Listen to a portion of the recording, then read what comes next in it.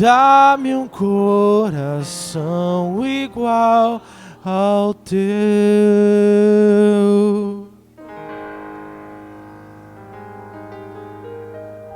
Gostaria de convidar a pastora Daniele para estar orando e impetrando a bênção. Muito obrigada, Pai, pela manhã de vida, por estarmos juntos e juntas, Senhor amado, nesse tempo tão precioso. Continue conosco, por favor, nos oriente em todos os momentos, tanto na parte da manhã, da tarde, da noite, para que possamos glorificar o Teu nome em todas as nossas ações, palavras, perguntas, em tudo, Pai. Em nome de Jesus, que nós agradecemos e pedimos ao Senhor. Amém e amém. Que a graça do Senhor Jesus, que o amor de Deus Pai, Deus Filho e Deus Espírito permaneça convosco para todos sempre. Amém e amém. Você pode se sentar, por gentileza? Bom dia a todos e todas. A paz, sejam bem-vindos e bem-vindas à 68ª Semana Wesleyana, sob o tema Por acaso sou eu tutor da criação? Graça responsável e cuidado do meio ambiente. Hoje, terça-feira, dia 21 de maio, será o dia da Bíblia, né? Então, nós teremos agora pela manhã 3 conferências, na verdade 2 conferências, mais 3 conferencistas, e na parte da noite, mais uma conferência. Agora, pela manhã, nós teremos o tema da primeira conferência, que é Restaurando a Criação, leitura de Romanos 4 e 8, e depois, né, que será ministrada pelo professor doutor Paulo Roberto Garcia, e depois teremos a conferência Sociedade Bíblica, Nova Almeida e Bíblia de Wesley, pelos conferencistas pastor Paulo Teixeira e o professor doutor Helmut Renders. E nós gostaríamos de convidar, né, os palestrantes desta manhã, os nossos conferencistas, a estarem aqui à mesa conosco, por gentileza. Professor doutor Paulo Roberto Garcia, que vai estar fazendo a primeira conferência da manhã. Também gostaríamos de convidar o pastor Paulo Teixeira, que vai estar falando sobre Sociedade Bíblica Nova Almeida, e o professor doutor Helmut Renders, que vai estar falando sobre Bíblia de Wesley.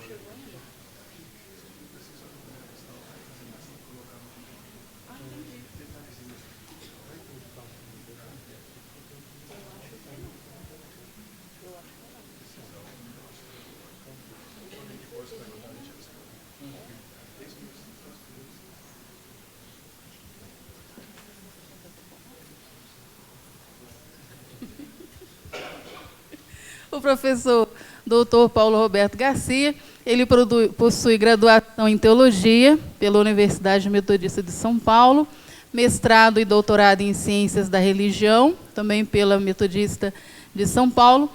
Atualmente é professor na graduação e pós-graduação da UMESP, diretor da Faculdade de Teologia, e tem experiência na aula de Teologia com ênfase em Bíblia, literatura do mundo mediterrâneo no primeiro século, atuando principalmente nos seguintes temas: contexto social do mundo mediterrâneo, teologia bíblica, Bíblia, cristianismo originário e literatura do mundo mediterrâneo.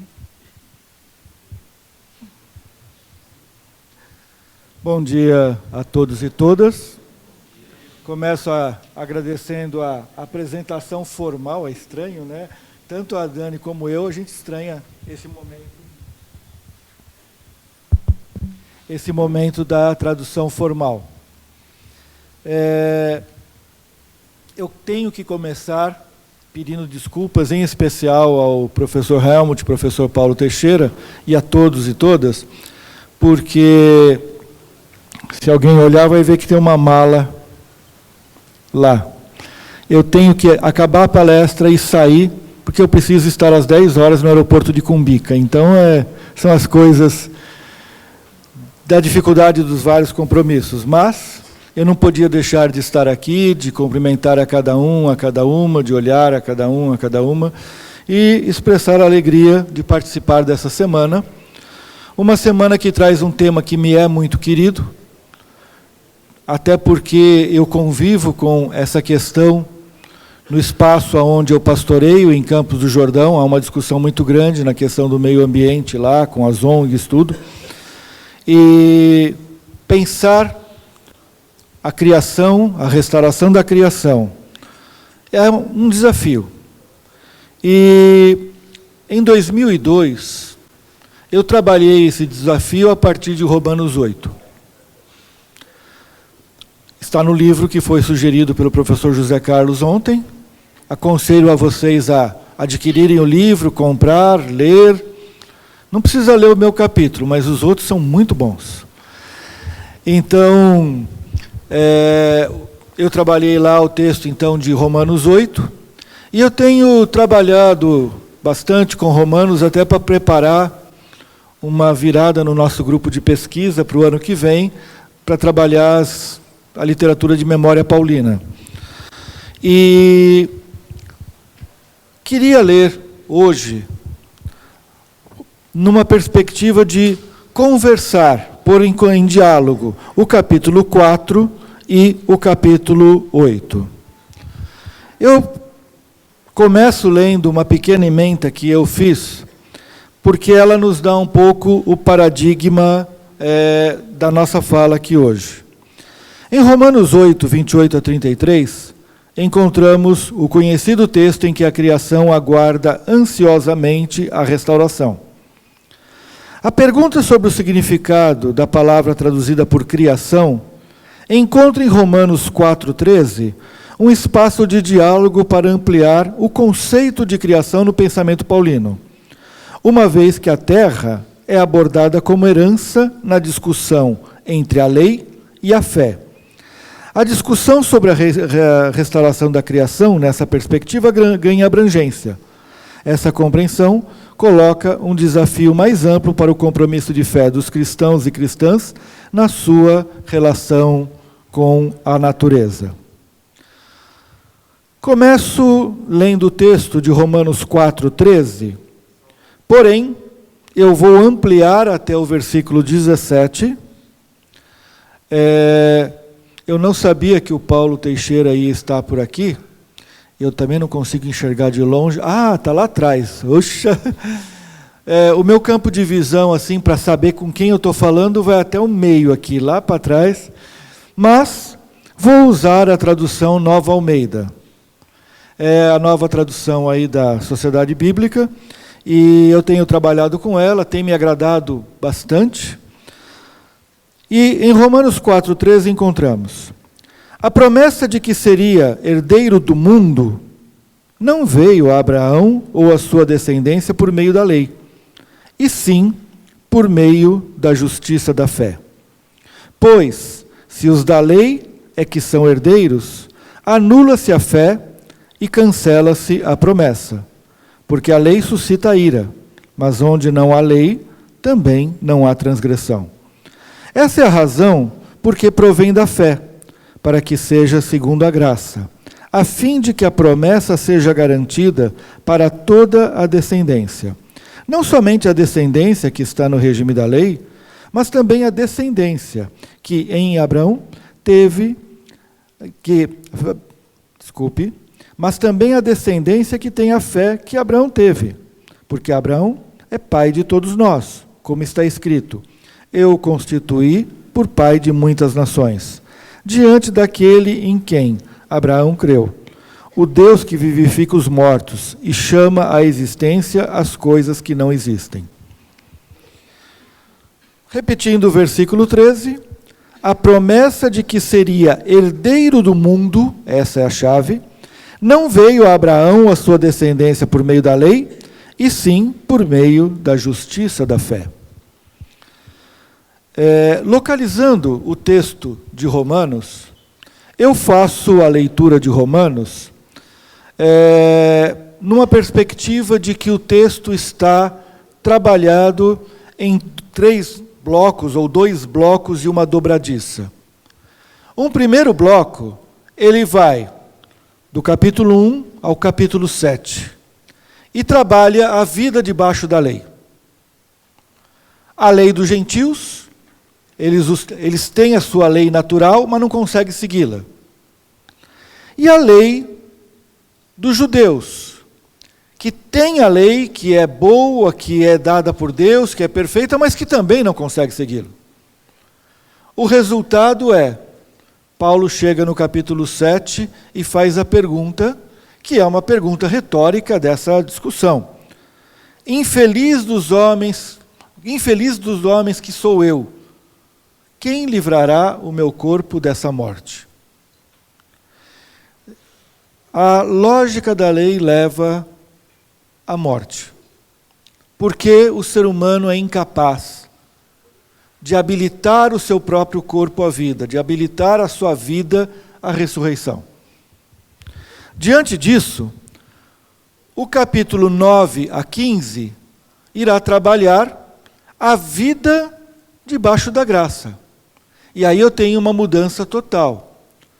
O amor aos inimigos, a relação de oração pelos inimigos. Romanos de 1 a 7 é sempre Romanos 13, de 1 a 7 é sempre o drama de todo mundo, a questão das autoridades.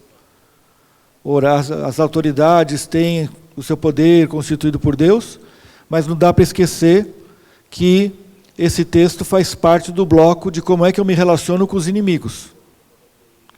E depois como é que eu me relaciono com as pessoas da igreja nessa perspectiva da graça. E eu me relaciono ajudando o mais fraco, suportando aquele que sofre, tendo a minha mente transformada. Então tem uma série de questões importantes. No capítulo 8, eu tenho a grande mudança, em que pelo Espírito, pelo pneuma, tema repetido no capítulo 8, 2/3 da ocorrência da palavra pneuma, de 34 são 27 vezes no capítulo 8, mostra a ênfase nesse tema. A mudança da vida da lei para a vida da graça se dá pelo Espírito. Então o Espírito proporciona esta mudança. Consequentemente, o capítulo 4 se insere dentro da discussão da lei, e o capítulo 8, ele aponta para essa dobradiça que provoca a mudança da vida debaixo da lei para a vida debaixo da graça. E aí vem a pergunta, em primeiro lugar, o que significa herdeiro do mundo? Até porque Paulo fala que é herdeiro do cosmos. Quando no Antigo Testamento, o termo usado normalmente é terra, é herdeiro da terra. Por que Paulo muda herdeiro do cosmos, herdeiro da terra, para herdeiro do cosmos? Tem um texto, Finished and Thy New Creation, God's Promise, the Inherit of the Word. A Carla Works, que é uma professora da Wesley Theological Seminary em Washington, ela fez esse texto discutindo aí, terminando a nova criação e a promessa da herança do mundo. Esse texto, ela toma como paradigma a ideia de que Paulo muda de terra para cosmos por causa do conflito com o Império Romano. A terra para o Império Romano era algo importante, e, consequentemente, Paulo não quer se chocar contra o Império. E aí ele usa a palavra cosmos.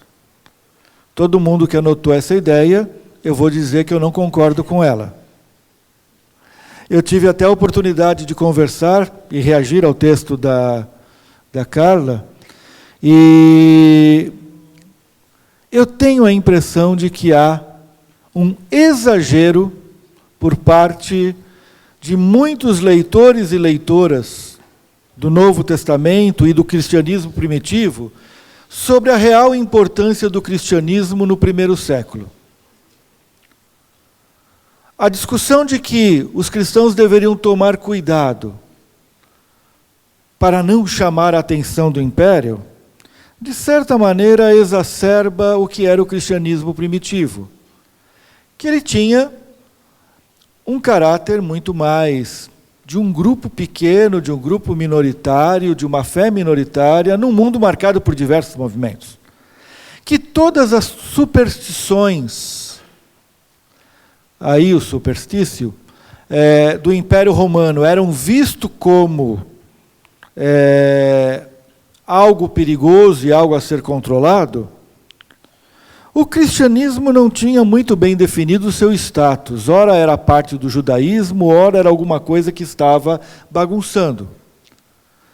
Então eu não entraria pela leitura do texto, ou do termo, da herança da terra,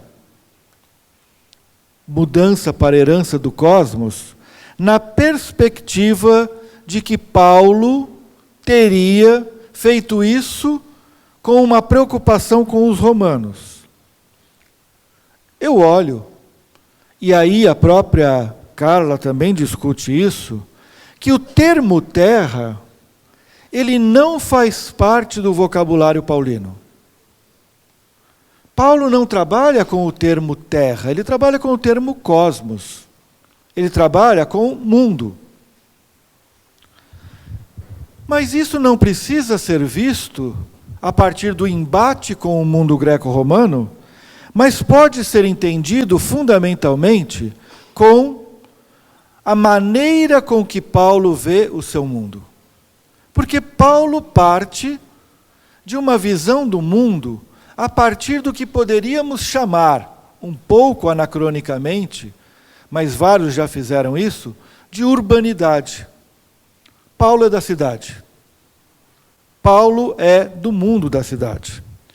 Quando a gente lê 2 Coríntios 11, 26, Paulo fala dos perigos que cercavam as caminhadas, as viagens dele.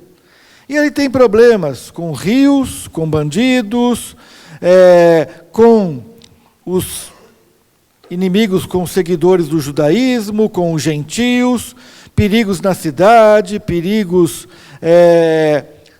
nos desertos, Jeremias, os perigos no mar e os perigos com os falsos crentes.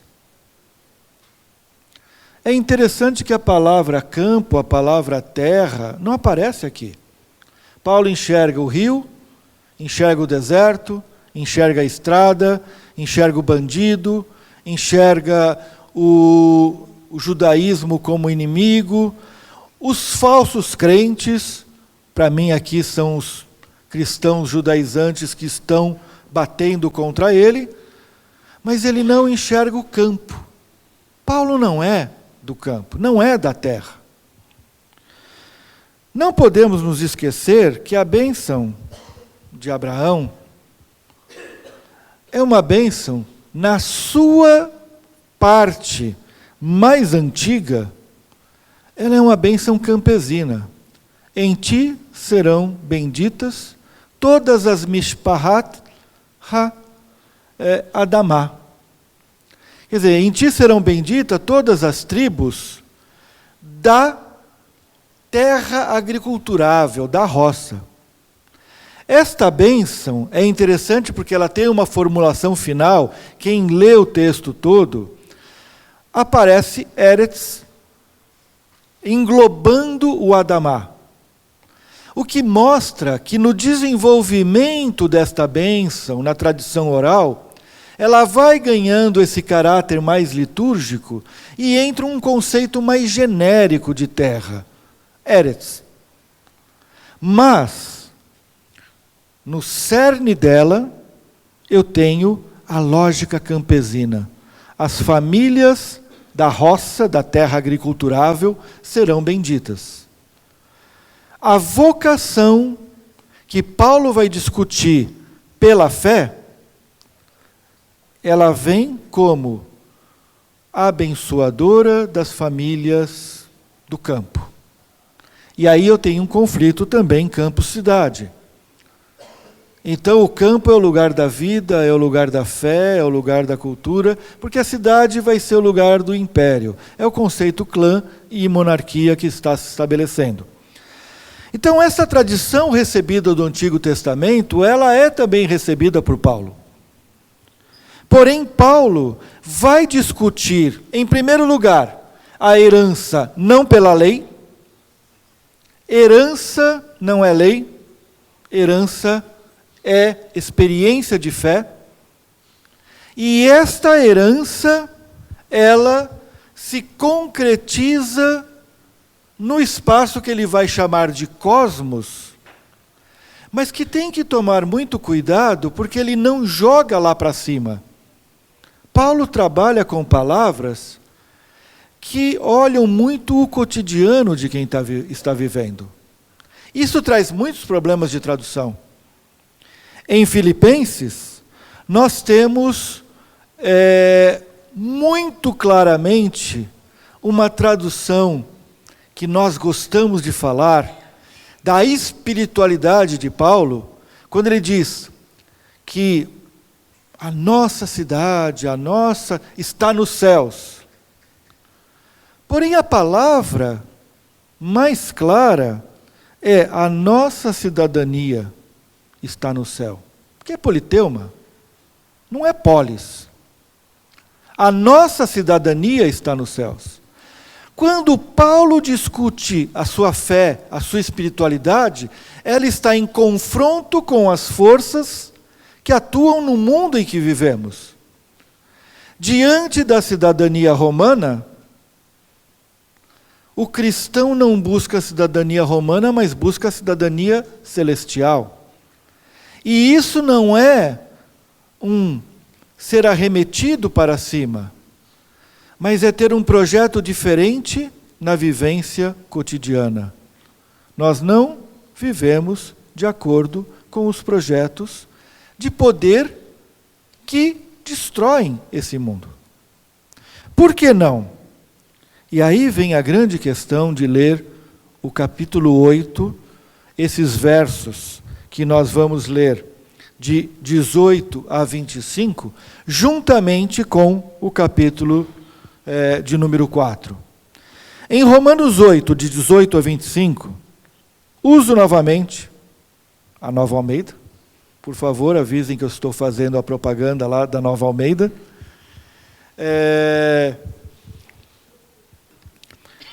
Porque para mim, tenho por certo, que os sofrimentos do... Romanos 8, de 18 a 25. Porque para mim, tenho por certo, que os sofrimentos do tempo presente não podem ser comparados com a glória a ser revelada em nós. A ardente expectativa da criação aguarda a revelação dos filhos de Deus, pois a criação está sujeita à vaidade, não por sua própria vontade, mas por causa daquele que a sujeitou, na esperança de que a própria criação será libertada do cativeiro da corrupção, para a liberdade da glória dos filhos de Deus. Porque sabemos que toda a criação, a um só tempo, geme e suporta angústias até agora. E não somente ela, mas também nós, que temos as primícias do Espírito, igualmente gememos em nosso íntimo. Aguardamos a adoção de filhos, a redenção do nosso corpo, porque na esperança fomos salvos. Ora, esperança que se vê não é esperança, pois quem espera o que está vendo? Mas se esperamos o que não vemos, com paciência o aguardamos. Esse é um dos textos polêmicos na tradução acerca dos termos e do pensamento paulino. Em especial a palavra, a criação geme, aguardando a renovação. O que é kítisis, que é a palavra que aparece aqui? O que é criação. E aí nós temos posturas diferenciadas, e uma clássica, criação aqui é o não convertido. Ou seja, Paulo estaria dizendo que os não convertidos aguardam a revelação dos filhos de Deus, porque toda a criação está sujeita à corrupção e à vaidade. O grande problema é que toda vez que a gente olha esse conceito de cosmos, esse conceito de criação, como Paulo usa isso, é muito difícil, eu particularmente acho muito difícil, resumir o conceito de redenção somente a seres humanos.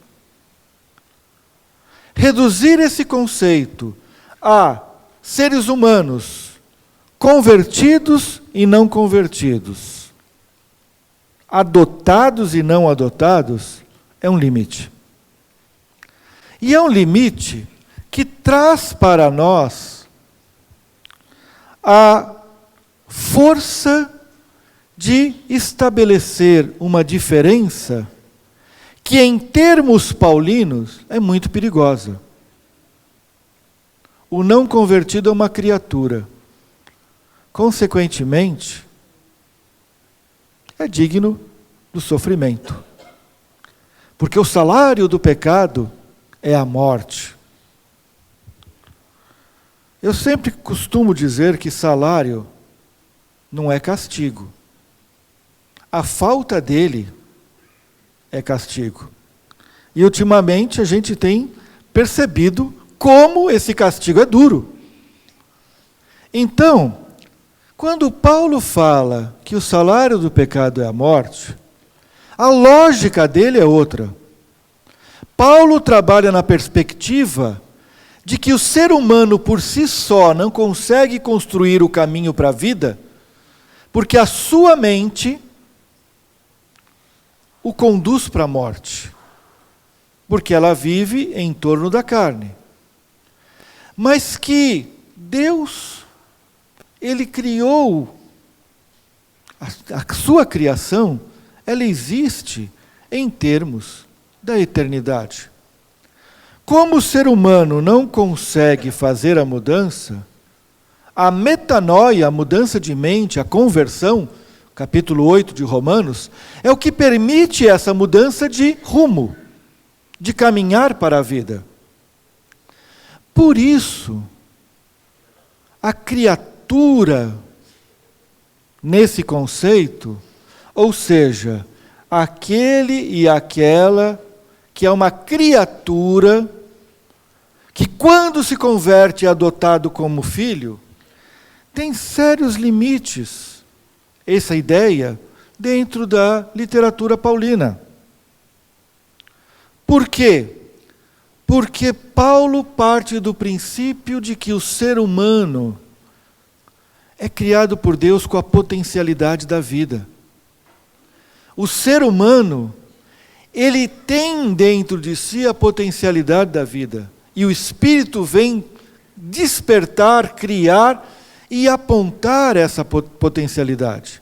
Ele vem mudar isso. O ser humano não é um ser menor, em que a graça o transforma em maior.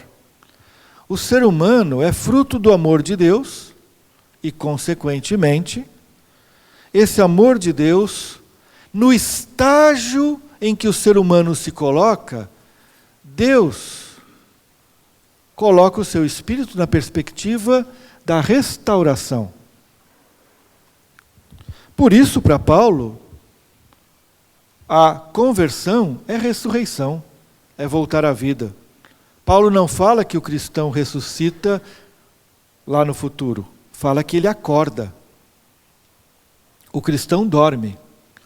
Ou seja, a experiência com Deus é sair da experiência de morte e vir para a experiência de vida. Não é uma mudança de status de criatura para ser humano. Diante disso, essa ideia de que kitsis é ser humano não convertido não dá conta. Paulo, então, aponta nesse texto algo mais profundo. Toda a criação de Deus é amorosa, é um ato amoroso, é um ato de cuidado. E se o ser humano está submetido à morte, à corrupção, por causa do pecado, o pecado humano submete a criação à morte. Submete também esse mundo criado por Deus à morte. Ontem, quem estava na pregação, eu falava, lendo Apocalipse 21, que quando desejamos um novo céu e uma nova terra e violentamos a criação, nós afastamos a esperança do novo céu e da nova terra. Porque o novo céu e a nova terra, a Nova Jerusalém desce. Há um compromisso de restauração. Na perspectiva dos Salmos, em que a natureza, ela louva a Deus, a destruição da natureza é uma destruição do louvor a Deus. Se a natureza louva ao Senhor, se a criação louva ao Senhor, a destruição da criação é a destruição do ato de louvar a Deus. Ou seja, o louvor a Deus se torna menos efetivo porque a criação está fragilizada e, consequentemente, o testemunho do amor de Deus, que transforma a vida em todas as suas dimensões, também torna-se fragilizado. Ou seja, quando Paulo está trabalhando esse texto e ele faz uma discussão em torno dessa teologia da criação, o grande problema é que o anúncio da redenção de Deus, quando não feito pela criação como um todo, se torna menos efetivo, se torna fragilizado, se torna com menos alcance. Por quê? Porque a salvação, ela precisa ser anunciada. Mas o anúncio se dá a partir de um conjunto. Como é que está meu tempo? Ótimo. Estou dentro do meu tempo, graças a Deus. A salvação, então, ela tem que ter o alcance e o anúncio, ele tem que ser mais abrangente. Isso nos traz para uma discussão, que é uma discussão que se insere também dentro da teologia wesleyana. E aí, hoje é dia da Bíblia. Mas a gente tem que dialogar também com a teologia wesleyana. E aí, para mim, a teologia wesleyana, lida a partir da perspectiva latino-americana e brasileira, tem uma contribuição maior. Existe um termo que eu acho muito divertido, o quadrilátero wesleyano, que na verdade não foi criado por Wesley. Aliás, Wesley nunca criou quadrilátero nenhum. O Outler criou o quadrilátero wesleyano e o Wesley parece que foi o autor dele. Mas se o Wesley não criou o quadrilátero, somos livres para criar os nossos quadriláteros. E aqui o grupo de pesquisa dos estudos wesleyanos, o Centro de Estudos Wesleyanos, o nosso CEL, ele trabalhou o quadrilátero wesleyano deslocando a Bíblia. E eu gostei do deslocamento, porque a Bíblia passa a ser o centro. Tá bom, apoiamos. Mas insere a natureza como um dos elementos também que faz parte da possibilidade de ler a salvação, a possibilidade de ler, de construir a teologia.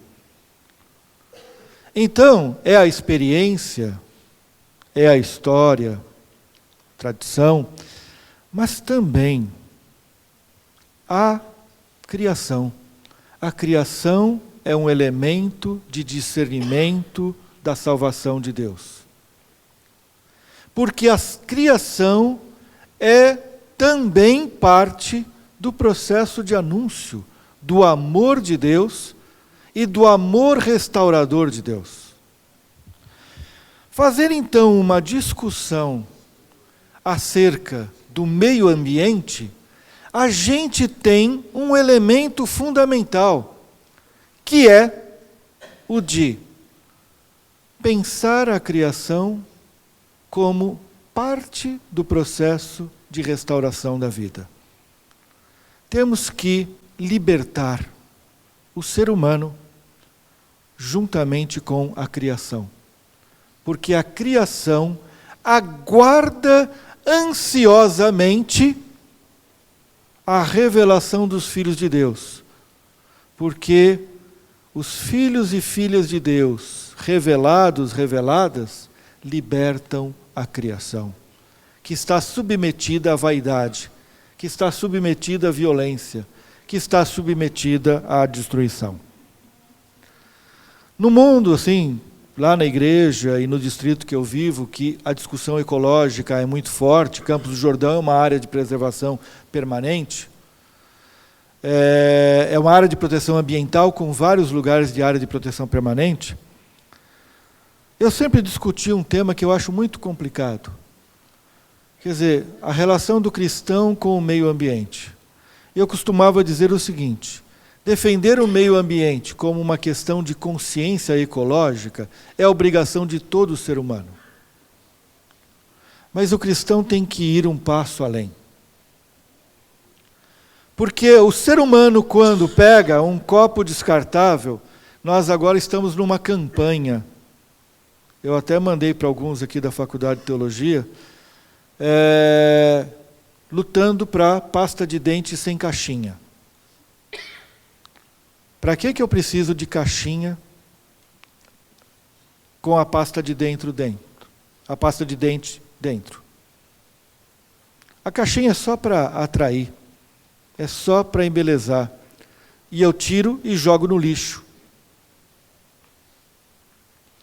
Ah, para empilhar, mas põe ela em pezinho, cabe tudo certinho. Ou seja, por que eu preciso ter uma pasta de dente dentro da caixa? Então, fazer a defesa disso, lutar contra o copo descartável, eu vou tomar água porque eu estou com muita sede.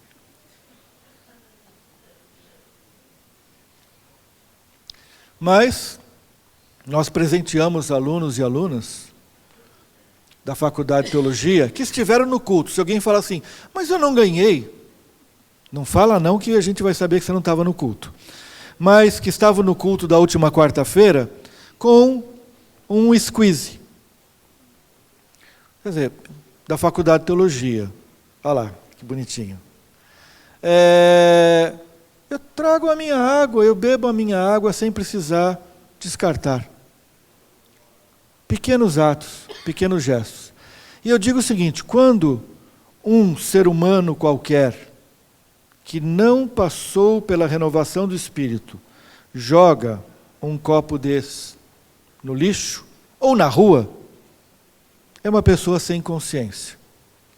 O cristão ou a cristã, quando faz isso, o convertido ou a convertida, quando faz isso, atenta contra a criação de Deus. É mais do que um processo de conversão, é um processo de consciência da criação de Deus como espaço de proclamação da fé. Por isso, para Paulo, nós herdamos esse mundo não pela justiça, pela lei. Nós herdamos esse mundo pela fé, para libertar esse mundo da vaidade, da violência ao qual ele está sujeito. Então, a nossa tarefa não é apenas a transformação, a conversão de vidas. É também a a restauração da criação de Deus. Porque a criação de Deus geme, espera, se angustia e olha para nós aguardando a nossa revelação, a nossa ação, a restauração que vem de nós. Somos chamadas a proclamar o Evangelho. E proclamar o Evangelho, ela ganha então essa abrangência. É cuidar do mundo, da criação, que louva a Deus e que está sendo calada no seu louvor a partir da violência a qual ela é submetida, a partir da vaidade a qual ela é submetida. Que possamos nós realmente redimirmos a nossa criação. Que possamos nós restaurarmos a criação como parte da nossa tarefa missionária, como parte da nossa missão, como parte da nossa vida. Somos nós tutores da criação? Sim. O tutor, a tutora, que segura, que dirige, que restaura, que cuida. E que possamos fazer isso. Obrigado.